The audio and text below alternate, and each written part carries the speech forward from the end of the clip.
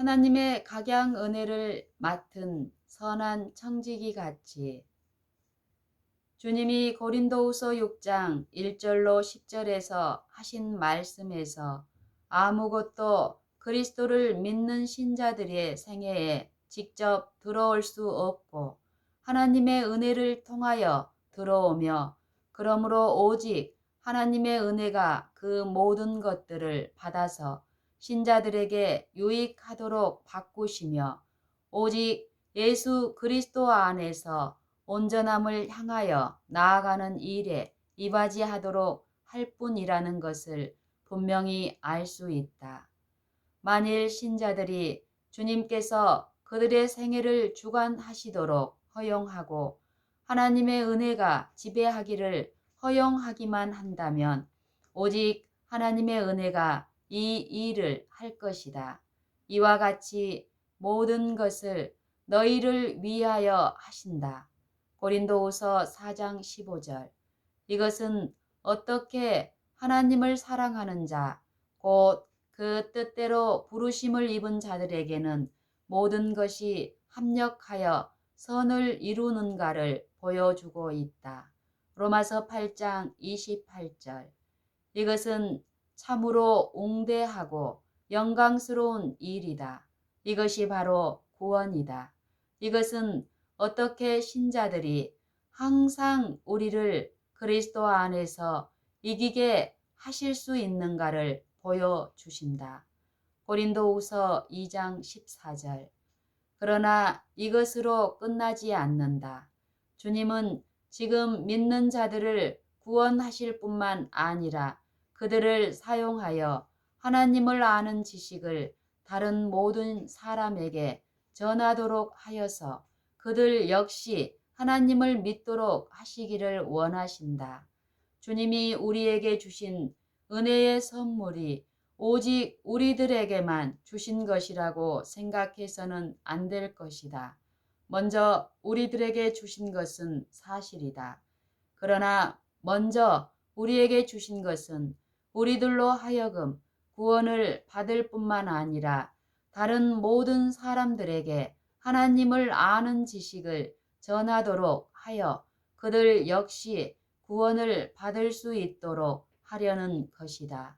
우리가 먼저 구원에 참여하는 자가 되고 그 다음에 비로소 다른 모든 사람들을 구원으로 인도할 수 있는 것이다. 그러므로 성경은 말한다.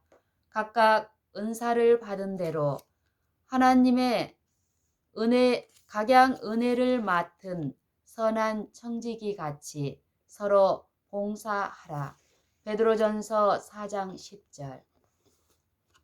그리고 모든 것이 하나님께로 났나니 저가 그리스도로 말미암아 우리를 자기와 화목하게 하시고 또 우리에게 화목하게 하는 직책을 주셨으니 고린도후서 5장 18절.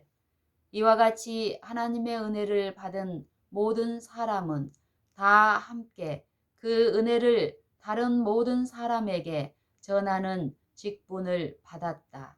하나님과 화목하게 된 모든 사람들은 다 그 화목으로 말미암아 다른 모든 사람들을 화목하게 하는 말씀을 전하는 직책을 받는다.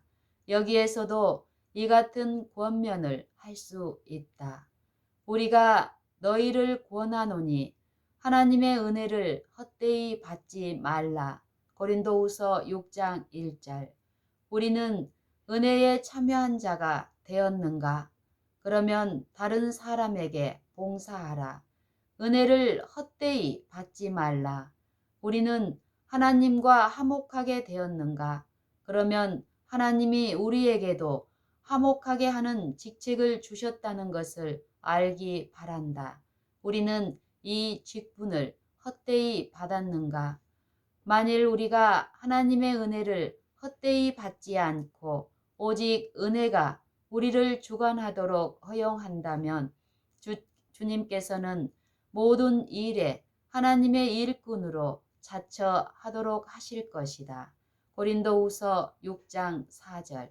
이것은 사실이다. 주께서 그렇게 말씀하셨기 때문에 그 말씀하신 대로 그렇게 되는 것이다. 모든 일에 하나님의 일꾼으로 자천한다. 다시 말하면 모든 일에서 우리는 다른 사람에게 하나님을 아는 지식을 전하게 될 것이라는 말씀이다. 이와 같이 하여 주께서는 항상 우리를 그리스도 안에서 이기게 하실 뿐만 아니라 우리로 말미암아 각처에서 그리스도를 아는 냄새를 나타내시려고 한다. 다시 말하면 주께서는 어느 곳에서나 우리를 통하여 하나님을 아는 지식을 다른 사람들에게 전하도록 하신다. 우리는 스스로 이 일을 할 수 없다. 주님께서 우리를 통하여 이 일을 하실 것이다. 우리는 주님과 협력을 하여야 할 것이다. 우리는 그와 같이 일하는 동역자들이 되어야 할 것이다. 그리고 우리가 이와 같이 주님과 협력을 할 때에 우리가 그렇게 하는 한 분명히 우리로 하여금 그리스도 안에서 승리하게 해 주실 뿐만 아니라 어디를 가나 우리를 통하여 그를 아는 지식을 나타내실 것이다. 주님께서 이 일을 하실 수 없다고 말하거나 생각하지도 말라. 우리를 통해서 이 일을 하실 수 있다. 만일 우리가 그의 은혜를 헛되이 받지 않고 오직 은혜만이 우리를 지배하도록 하며 그와 함께 일하는 동역자가 되기만 한다면 주님은 이 일을 하실 것이다. 이런 일이 어떻게 있을 수 있는가 하는 것이 비밀이라는 것은 사실이다. 하나님이 자신을 아는 지식을 어떻게 여러분이나 나와 같은 사람을 통하여 어느 곳에서나 나타내실 수 있다는 것은 하나의 비밀이다. 그러나 그것이 비밀이기는 하지만 엄연한 진리이다. 우리는 하나님의 비밀을 믿지 않는가? 물론 믿는다. 그러면 하나님의 비밀은 육신으로 나타나신 하나님이시다. 여러분과 나는 육신이다. 그런데 하나님의 비밀은 여러분과 나와 같은 믿는 사람들 안에 나타나시는 하나님이시다. 더 나아가서 하나님의 비밀은 죄 없는 육신으로 나타나신 하나님이 아니고 죄 있는 육신으로 나타나신 하나님이시다. 하나님이 죄 없는 육신, 곧 죄와는 상관없는, 죄와는 전혀 관계가 없는 사람 안에 나타나시는 것은 조금도 비밀이 될 수가 없다. 그것은 지극히 당연한 일일 뿐이다.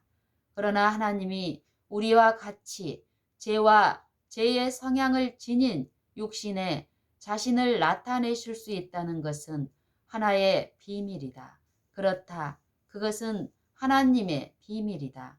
그리고 그것은 하나의 영광스러운 사실임을 하나님에게 감사하자. 이 사실을 믿도록 하자. 하나님이 예수 그리스도 안에서 이 큰 비밀이 인간의 생애와 경험에서 참으로 하나의 엄연한 사실이 되었다는 것을 온 세상 앞에 나타내셔서 세상의 모든 사람들이 기뻐하도록 하셨다.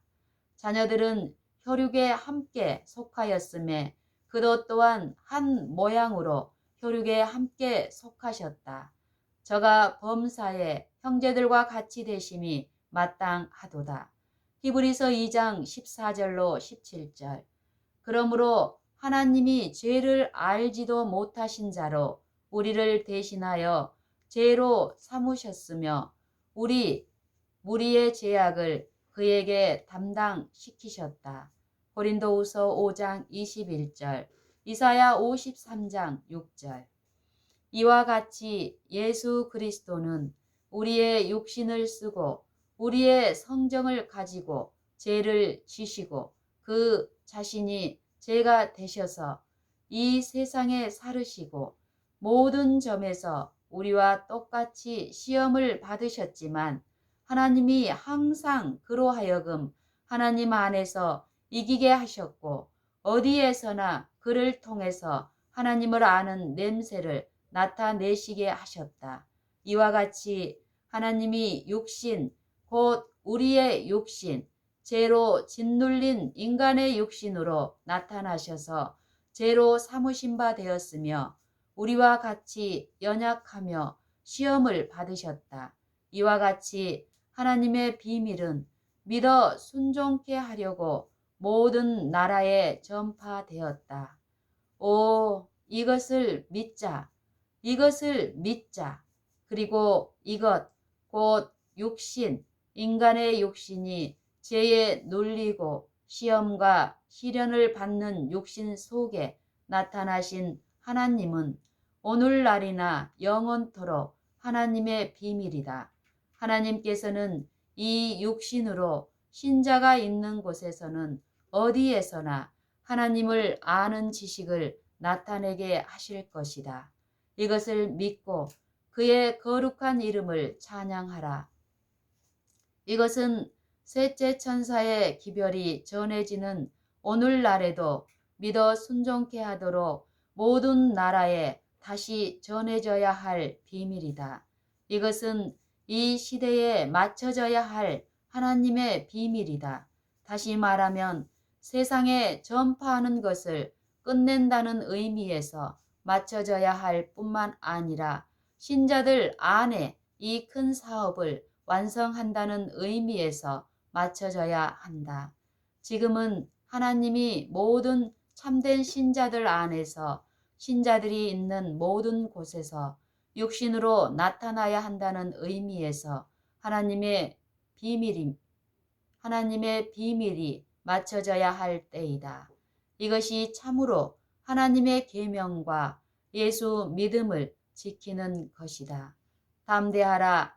내가 세상을 이기었노라. 다시 말하면 내가 하나님을 육신으로 나타내었다는 말이다. 담대하라. 내가 세상을 이기었노라. 다시 말하면 내가 하나님을 육신으로 나타내었다는 말이다. 우리의 믿음이 세상을 이긴 승리이다. 그러므로 이제 항상 우리를 그리스도 안에서 이기게 하시고 우리로 말미암아 각 처에서 그리스도를 아는 냄새를 나타내시는 하나님께 감사하노라. 고린도후서 2장 14절.